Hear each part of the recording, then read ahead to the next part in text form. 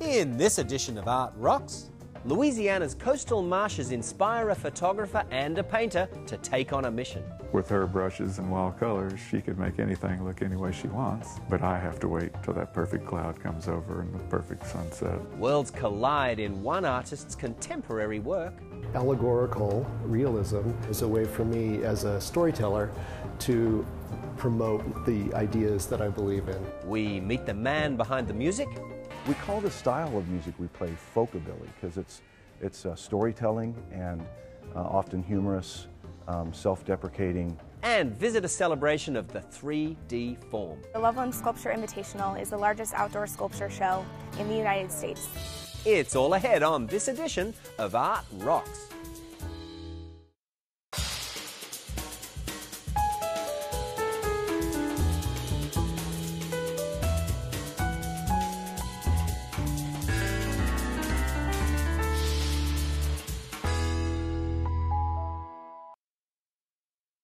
Art Rocks is made possible by the Foundation for Excellence in Louisiana Public Broadcasting and by viewers like you. Hello, I'm James Fox Smith, publisher of Country Roads magazine, and this is Art Rocks. To begin our program, we'll take a look at a unique partnership between a photographer and a painter, expressing through their art the concern they feel for Louisiana's wetlands loss. Here's the story of a Marsh Mission. What really got me so passionate about the wetlands is I was going down Bayou Delage and I saw off to my left miles and miles and miles of dead cypress trees. And I thought, you know, this is our state tree. How could this have happened? It was Hurricane Betsy that did it. It's the saltwater intrusion. Having painted in the wetlands for 14 years, I could see the changes and I could see all of the land that used to be there that was no longer there. And I started to talk to people about it and they just gave me blank stares as if, you know, why are you worried about this? And it made me really kind of angry that people were so complacent about it. Painter Rhea Gary joined with photographer C.C. Lockwood. Together they determined to bring public awareness on a national level to the problems of Louisiana's coastal wetlands. For a year, the two artists documented the vanishing wetlands of Louisiana, from the Pearl River in the east all the way to the Sabine River at the Texas border. My husband said to me when I started this project, how can you possibly paint 30 or 40 paintings of the wetlands and have them not all look alike? But every area has its own feeling and its own special beauty. Their artistic efforts were part of an even larger project, Marsh Mission. A website mapped their journey across the state, while Lockwood's wife Sue, a teacher herself, created lesson plans and materials for educators so that students could follow along on the trip, learning about coastal geology, animals and habitats, and the culture of its human residents. Sue and I lived on the Wetland Wanderer houseboat for probably 80% of the year.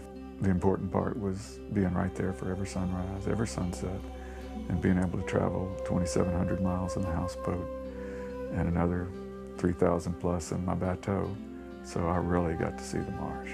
I have a little 16-foot bateau that I had the center seat taken out of so that I could set up an easel and paint from there. I did some of the small paintings from the boat, but of course the large ones would have been like a sail. So I had to do those in the studio. Two artistic views capture our diminishing coastal landscape in ways that evoke its beauty and give the viewer a chance to pause and consider the richness, the priceless value of our unique coastline.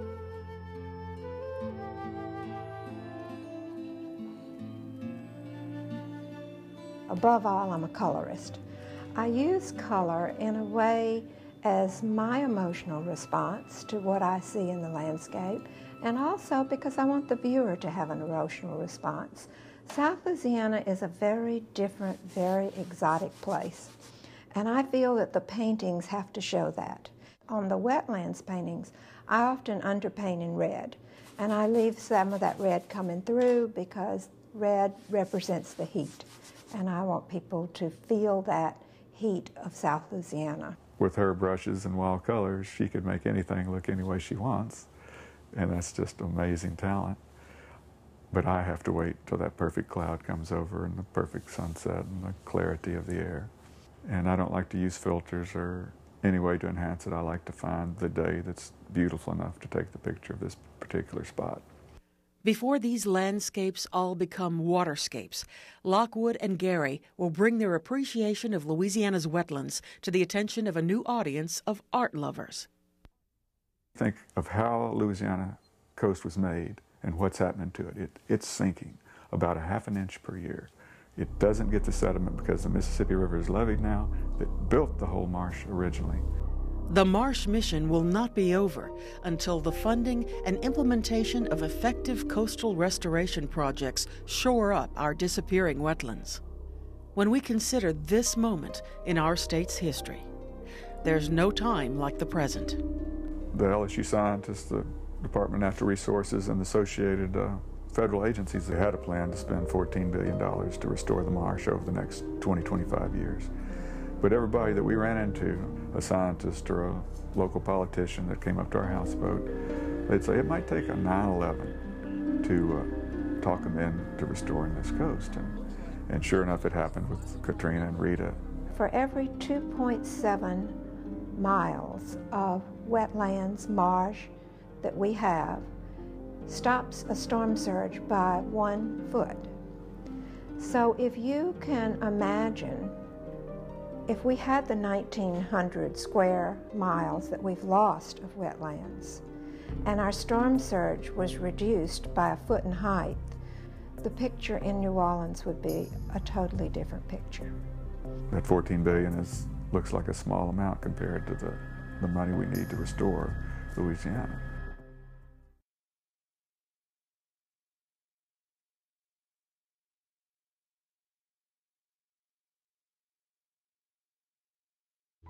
To see more, including a journal describing the travels of the wetland wanderer, visit marshmission.com.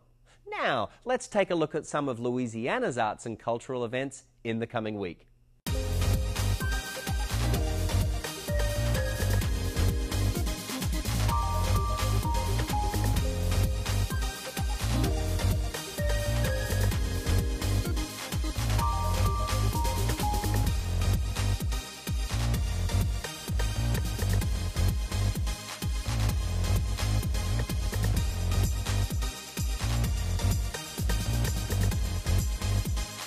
For more information on these events, visit the website at lpv.org/artrocks. And to find more arts activities, check out countryroadsmag.com. Up next, we meet contemporary painter Kevin Sloan. Sloan's work focuses on nature and its relationship with the modern technological era. Take a look at how these two worlds come together. I like painting. I like brushes on the cloth of the canvas. That's important to me. It seems to be the best way for me to describe my world. It's a little romantic perhaps, but I like that link back to the past. I like this idea of paint on canvas. It's an ancient process filled with contemporary and modern elements like music and the internet. The process is very sacred. The workspace, it's important that it be set up a certain way. It's been this way for many, many years. And what happens is I turn the music on, the lights come on, and then I stand in front of the painting for a minute and just be quiet. And I try to shut my eyes to create kind of a barrier between what just happened outside and what is going to happen now. And it's a way to reacquaint myself with the work. When I'm working, I don't talk, although I do talk to myself, I've been told. Sometimes my dogs are here with me, and so they need to settle down, and then we all get to work. The animals in my work are kind of stand-ins, sometimes for us humans. So they're active, they're doing things that are sometimes awkward, unpredictable, unexpected perhaps from an animal, yet it's happening in the painting. So you suspend your belief for just a moment. I want them to be moving, doing something in the paintings, because they need to have a life of their own in the painting other than this static, statuesque quality. What that does is to propel the narrative forward. They act and interact with things that we all know, use, remember. I have dabbled, I'll just use that word, with the human figure in the past, and I got stuck. Too much baggage. Is it male? Is it female? Is it clothed, unclothed? What are they doing? What are they not doing? All those things are really important with figurative painting. With the animals, I can have much more liberty. They can do things, they cannot do things that they should be doing, they can be in places they shouldn't be, and all that can help propel my narrative forward. When we visited the studio, we saw the very beginnings of this piece. It's really beautiful to see the end result here. I'm curious to talk with you about process. Did you know where you would end up, or were there surprises along the way? How does it work for you? It's actually a little bit of both. I had a rough idea. I think the basic concept was there. The painting is called The Flood, and the idea was that there would be this bird above this flooded area, and it was enough just to have this sort of absurd house of cards. The irony that he would be saved by a house of cards. An animal that is perfectly natural in the water. But it was this little junction here that caused me a lot of reworking, and that is the part of the process that I couldn't have seen coming. I thought I had a pretty clear idea when I started. Apparently not. And then a surprise. Yeah, and that's what keeps it interesting for me, because I don't want to just execute a plan. It's a dialogue between me and the painting, and it eventually will tell me what it needs, and I have to try to learn to honor that, and then it becomes a better piece of art. Humor is almost taboo sometimes in art, contemporary art. I don't want my work to be a cartoon where you're slapping your thigh and you're guffawing like crazy. It's not that kind of humor, but a subtle, maybe a chuckle. And the reason I like to incorporate that is that it's a softer way in to the work. We're searching for allegorical realism. I'm having a little fun with the concept, but truly, allegorical realism is something that you incorporate in your work. Allegorical realism is a way for me as a storyteller to promote the ideas that I believe in. I don't want to be very literal in terms of like a straight line. It starts here, ends here, that kind of thing. It's a more ambiguous route, and the allegory allows that to happen. So these are realistic objects. This is a real power core. This is a real Canada goose. It's a real turtle. But within the context that they exist in, it becomes allegorical. So those two things come together for me to create a more open-ended way to tell a story. We live in a difficult world. I don't need to hit people over the head or remind them even that there is a challenging world out there. That's all pretty clear. You'd have to be hidden away under a rock to not know these things. I hope that letting them in on this little subtle joke is a way for them to feel less confronted by the painting, and once that barrier is dropped, people can feel a little bit more engaged, and then there's a dialogue, and then the painting and the viewer can have a conversation, and that's ultimately what I want. I have a message. I care about what's happening to our environment, to us as humans, what we're doing and not doing to the natural world we all share. But the way for me to get there most effectively is through beauty, humor, a little bit of mystery, maybe even some poetry, via the images I use.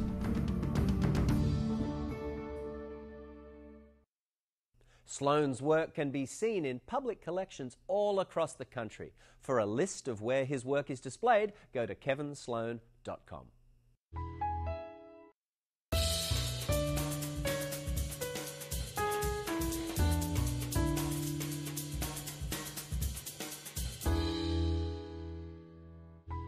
Next, we get an exclusive look at the life of musician Antsy McClain.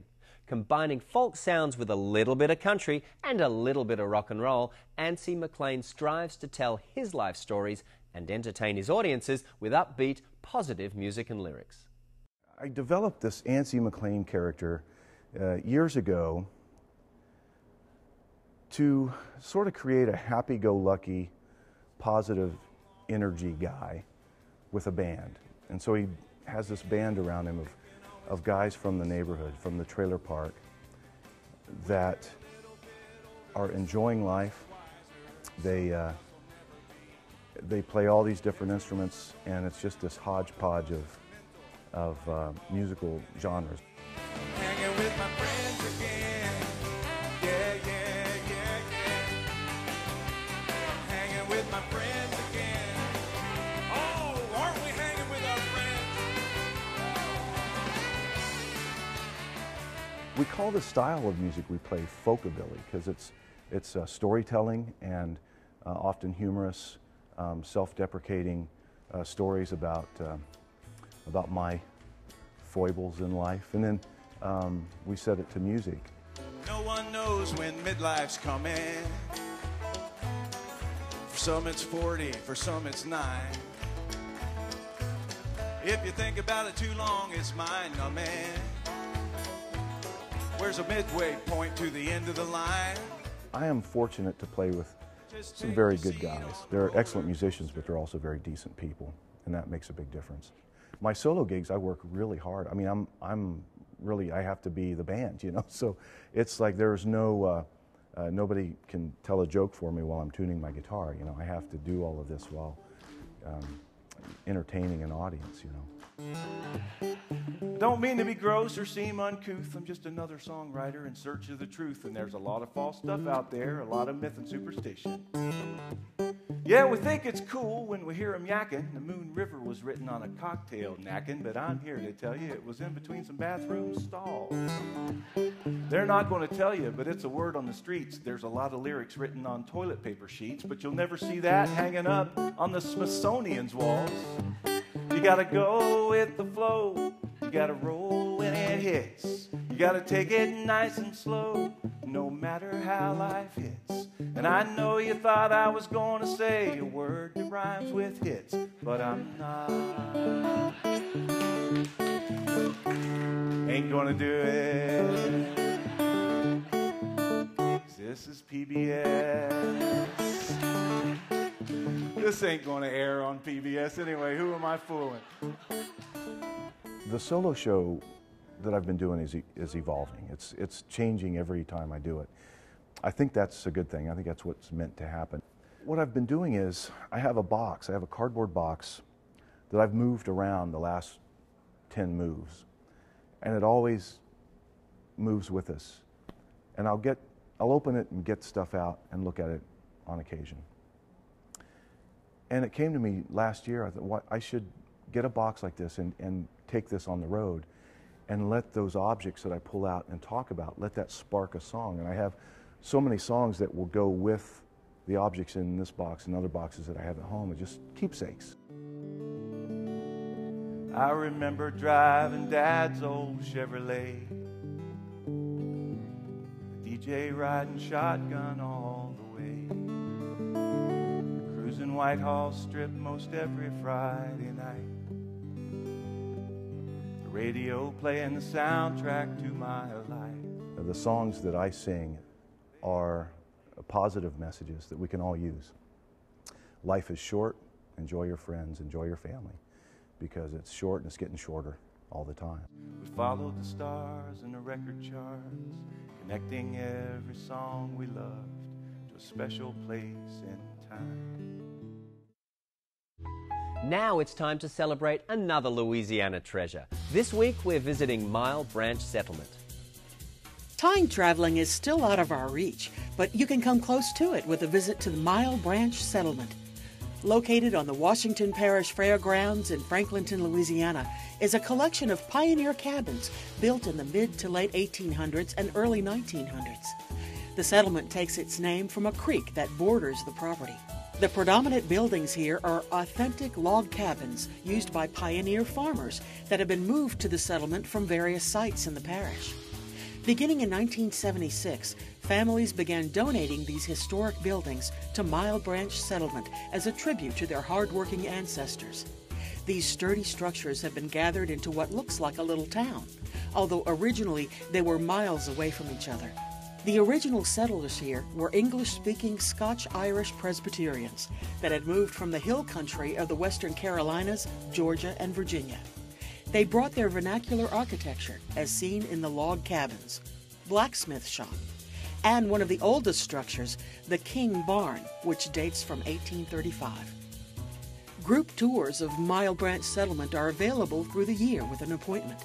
But the little village really comes alive twice a year and is open to the public during the Washington Parish Fair, held the third week in October, and again during the Pioneer Christmas celebration, held the first weekend of December. Each cabin is managed by a committee whose members are often descendants of the structure's original family. Volunteers in period dress take on the chores and activities of early homesteaders, making sugarcane syrup, milling cornmeal, blacksmithing, quilting and weaving, caring for livestock, cooking cracklins, and playing music or singing hymns. At the general store, you can purchase hoop cheese or canned preserves, or sample sassafras tea and gingerbread. These buildings are from a different time, and many of them had been abandoned and could have disintegrated and been completely forgotten.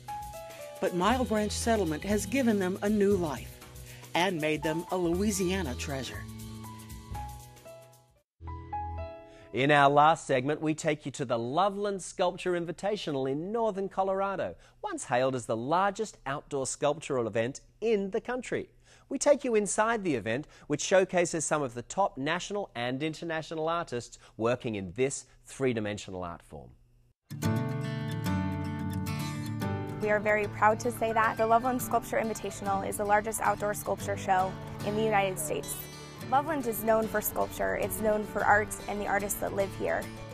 We're very lucky to have the diversity in artists and mediums that we have here. I like big, heavy things for some reason.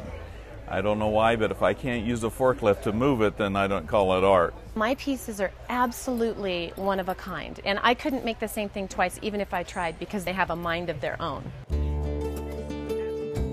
I have a 600-pound piece that turns in the wind, which could get a little dangerous, so it has to be put in the right spot without kids to be hanging on it, because that's the first thing I'd want to do as a kid. But yeah, most of my things that can move, move. And all of different textures and colors and patterns have started to weave themselves together into a really coherent language, so that I'm able to speak a really coherent sense of beauty, of aesthetics, and of meaning. And a lot of my pieces really have a sense of presence to them. So it's just been a wonderful surprise, and I feel like I'm just getting started. We have over 200 artists that are originally from Iceland, that come from New York, that come from California, Texas. We have them from everywhere, and even artists right here in Loveland. Once in a while I'd take a perfectly good shovel because I needed something that size and ruin it. But most of it is found pieces or salvage pricing. Stainless steel, bronze, and copper are my absolute favorite because they're so shiny, they're so reflective, and it's exciting to see what happens because most of my metals are recycled. They're scratched and they're gnarly, and I get to transform them. All that old gets to come into new, and I get to breathe new life into it. It's shiny, and a girl can never have enough sparkle. I'm carving in cottonwood bark right now. And when I carve cottonwood bark, it's a soft enough wood that I can use just a pocket knife and an X-Acto knife with the number 11 blade. It's the only two tools I use when I carve cottonwood bark. It's fun to carve, it's easy, it's fast. He started actually adding fabric onto his wooden sculptures. He said, well, what if I do the sculpture and then paint it into a painting? It then becomes something completely unique. It's neither one nor the other. And he intends for it to disappear into the painting. We have had a large array of people come to Loveland just to see art and just to cast their pieces.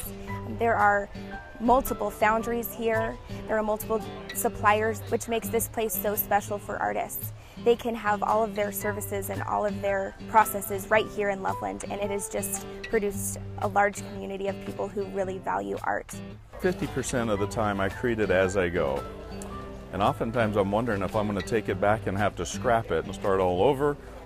But so far I've been able to make something out of everything. Primarily, I'll be inspired by something, either nature or an expression that someone said, and I'll feel it in my body. I'll start with a general idea of what I want, and then my job is to get out of the way and allow the work to just come through. What end form product it has, it's magical and it's exciting because I don't know. We'll see it when it finishes. I'm continually surprised by what has been coming out of me. Honestly, 5 years ago when I started this, I was making big vases, big vessels. So they were functional work, you know, because I was an engineer for 15 years and that was kind of the safe zone. And I really didn't experience myself as an artist, truly, more as a craftsperson, you know. And then really in the last few years, the art has just been getting more and more expressed and more rich and vibrant.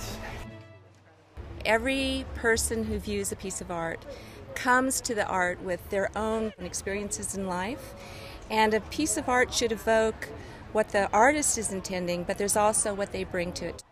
I have a lot of friends that say, I wish that I could be artistic. And I tell you, you don't have to be artistic, you just have to start. I would invite anybody to see that they may have an artistic talent that's unknown. No matter who you are, you can find some art in yourself, and if you want to express that, then just jump.